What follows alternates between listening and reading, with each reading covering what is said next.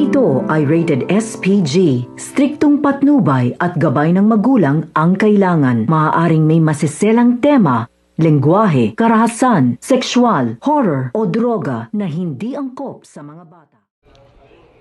Tuluyan na nga na nakalipat si Annalyn dito nga sa East Ridge kung saan ay winelcome naman siya ng kanyang mga bagong mga katrabaho. Subalit hindi talaga maiiwasan na meron siyang isang kasamahan na doktor kung saan ay napakasungit kung kaya't nagtataka siya kung bakit siya sinungitan nito. At sinabi naman ng kanyang mga bagong kasamahan na talagang ganun lamang si Doc Lindon. Ito talaga ay masungit sa pangkalahatan at hindi lamang dito nga kay Annalyn. At sinabi rin ng mga ito na dadating yung panahon na makukuha ni Annalyn ang ugali nito at magkakasundo sila. At ngayon ay etong si Doc Lindon ang gagabay nga dito kay Annalyn kung kaya't mas matagal silang magkakasama at palagi na magkasama sa mga operasyon.